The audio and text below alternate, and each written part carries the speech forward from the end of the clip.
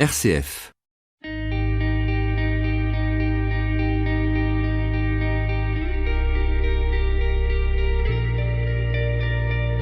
L'atelier du succès, Jean-François Zils.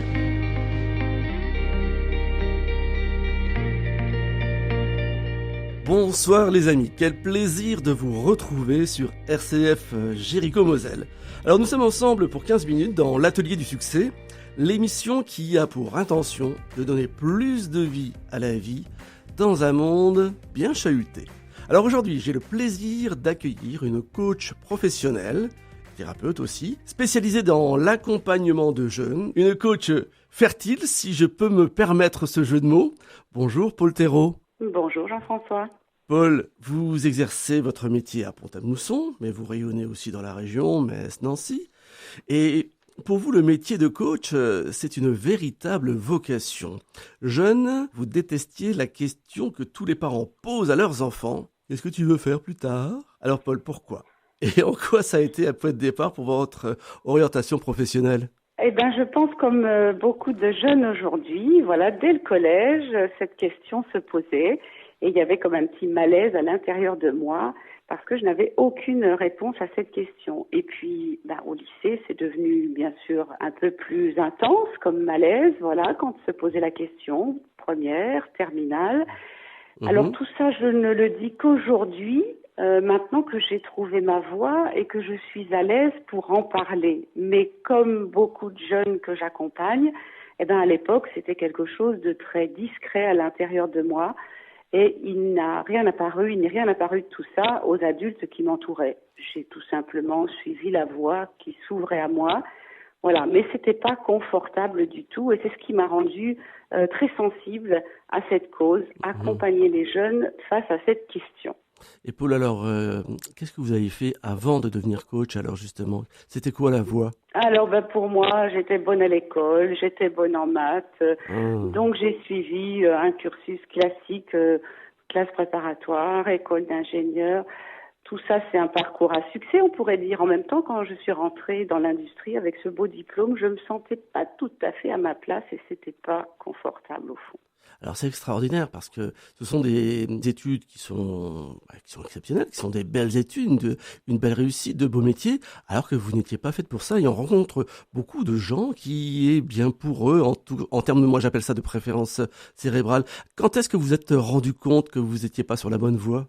Alors en fait, j'ai découvert assez vite, pour moi ça a été une chance, dès que je suis rentrée dans la vie active, j'ai eu à gérer une équipe de collaborateurs et très vite je me suis rendu compte que c'était ça qui m'intéressait, leur épanouissement professionnel, les aider à développer des compétences. Voilà, donc très vite il y a eu cette aspiration à s'occuper des personnes. Et puis il y a aussi d'autres opportunités qui font que j'ai pu mettre des mots là-dessus, découvrir un premier métier qui s'appelait les ressources humaines puisque j'étais dans l'entreprise et puis encore plus tard oser revenir à une intuition beaucoup plus ancienne. Ils viendront chez moi pour se faire accompagner. Il faut du temps pour tout ça. Il faut du temps et puis il faut oser aussi se remettre en question, éventuellement changer de voie.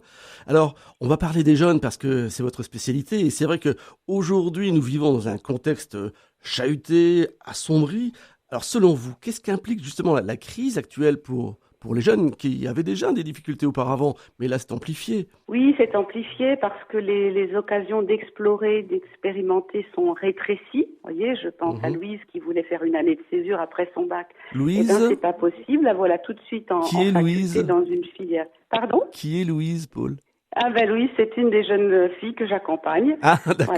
Voilà. Je me sollicite pour l'accompagner à sortir de cette mauvaise passe où elle se sent un peu déprimée en ce moment, enfermée entre ces quatre murs à étudier dans une filière qu'elle n'avait pas vraiment bien choisie. Voilà, pour elle, c'est un petit peu compliqué. Alors, les occasions d'explorer, d'expérimenter sont rétrécies. Les études sont arides, puisqu'il faut rester chez soi devant son ordinateur. On n'a plus toutes ces rencontres qui permettaient aussi de se découvrir. Et puis, ça prive aussi les jeunes de tout ce qui habituellement forme la jeunesse, les voyages, les stages, rencontrer du monde. Les fêtes. Voilà, les fêtes. Tout ça. Mais oui, mais on n'imagine pas combien c'est important. Combien c'est important de faire la vivre. fête, de vivre tout simplement, hein, et de rencontrer les gens, de les toucher, d'échanger pour, j'allais dire pour de vrai. Paul, il y a beaucoup d'adultes qui n'ont pas de vision claire aussi d'un avenir passionnant à construire aujourd'hui, compte tenu du contexte. Alors nos jeunes, comment est-ce qu'ils peuvent rêver, eux, justement, dans ce contexte-là, un avenir passionnant? Parce que c'est ça qui est mobilisateur et qui fait qu'on a envie d'étudier. Alors, comment ils peuvent rêver? Moi, je suis convaincue d'une chose, c'est qu'ils ont à l'intérieur d'eux quand même une intuition de qui ils sont. Alors, c'est vrai que le contexte est pas très facile. Quand je les accompagne, moi, je vais les encourager à me prendre de la distance par rapport à ce qu'ils sont en train de vivre dans le présent. Tous ces questionnements, toutes ces difficultés, etc. Et pourquoi pas, voilà, une des façons que j'utilise, fermer les yeux et puis s'imaginer dans un certain temps, voilà, une vie réussie, ça ressemble à quoi? Vous voyez, se projeter vraiment beaucoup plus loin, ou à l'inverse, retourner dans le passé, repenser à ce qui les a fait vibrer quand ils avaient 6 ans, 7 ans, 8 ans. Vous voyez, nos réponses sont à l'intérieur de nous, pas dans notre tête, plutôt dans nos souvenirs, dans nos visualisations du futur. Donc se Voilà. connecter à soi, à ce qui nous a fait vibrer quand on était plus jeune, peut-être ce qui nous a fait râler, ce qui nous a enthousiasmé, pour trouver peut-être un sens justement à des projets futurs. Tout à fait. Vous voyez, c'est très émouvant. Je reparle de Louise. Elle a Que quel âge, j'accompagne Louise? en ce moment. Elle a 18 ans, Louise. 18 ans. Quand elle se reconnecte au travers du travail qu'on peut faire ensemble à cette idée qu'elle avait déjà il y a 2-3 ans quand elle était au début du lycée, de travailler sur des métiers où on côtoie le beau, où on utilise ses mains. Vous voyez, c'est très émouvant. Elle pleure, Louise. Elle est contente de retrouver qui elle est. Elle pleure avait de perdu joie. ça de vue. Mais retrouver qui on est, moi j'ai les poils qui montent aussi, c'est des frissons parce que retrouver qui on est, mais déjà quand on a 16, 17, 18 ans, c'est fantastique. Il y en a qui à 30, 40, 50, 60 ans qui l'ont jamais trouvé. Il y en a même qui meurent sans jamais l'avoir trouvé, donc c'est fantastique. C'est touchant. C'est Touchant, vraiment hein. touchant. Alors, Paul, il y a de nombreux adultes qui se souciaient déjà avant de l'orientation de leur progéniture. On constate que c'est difficile effectivement de se projeter. Vous pouvez l'aider avec la visualisation, avec les connexions dont on vient de parler. Le modèle de la société actuelle n'intéresse pas vraiment les jeunes en règle générale, si on les écoute bien. Et la crise qui est engendrée par la politique faite autour du coronavirus vient justement amplifier les choses. Alors, est-ce que les adultes sont dépassés, manquent d'agilité mentale, ou de quel type d'accompagnement ont besoin les jeunes justement pour pouvoir mettre plus de vie dans leur vie? Leur apprendre à se découvrir. J'accompagne souvent les jeunes à mettre des mots simples sur ce qui les anime. Je leur propose par exemple de trouver un verbe. S'il y a un verbe qui décrit bien ce que tu aimes faire, voilà, qu'est-ce que ce serait? Et puis, si on se met à brasser une 50aine de métiers, à mettre de côté ce qu'on aime, ce qu'on n'aime pas, à essayer de faire des familles avec des petits groupes de métiers qui se ressemblent et en quoi ceux-ci sont attirants, en quoi ceux-ci sont repoussants. Vous voyez, on arrive à faire émerger des petits mots tout simples. J'ai besoin qu'en face de moi, ce soit des gens joyeux. J'ai besoin que ça tourne autour de l'aide aux autres. J'ai besoin... pour m'épanouir, que ce soit manuel, j'ai besoin, vous voyez, des petites choses toutes simples. Et quand on finit par faire émerger 8, 10, une quinzaine de mots-clés comme ça, et qu'on arrive à les mettre en ordre sur une table, ça devient plus clair. C'est mystérieux pour moi, mais pour eux, c'est plus clair. L'atelier du succès, Jean-François Zils.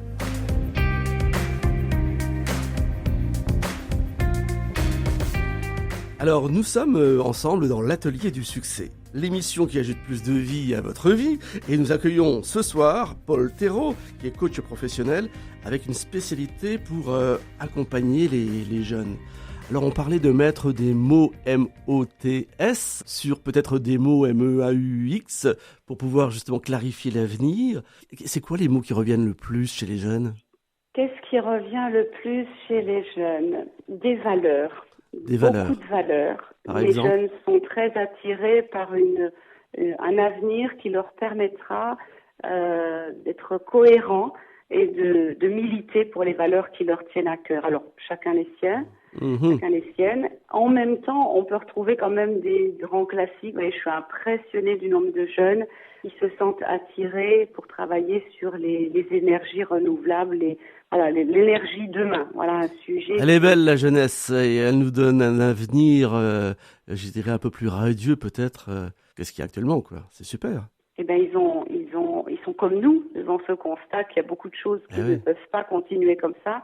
Ils sont motivés pour ça, pour prendre part à construire un monde qui leur convienne mieux. Ah, ben ça, j'aime bien entendre ça. Parce qu'effectivement, Paul, les enjeux de l'orientation se complexifient, l'avenir est imprévisible, ça c'est sûr que c'est imprévisible, et les enseignants aussi doivent être déboussolés. D'autant plus qu'on sait aujourd'hui qu'il y a 50% des métiers qui vont disparaître très très très vite là dans les années qui arrivent.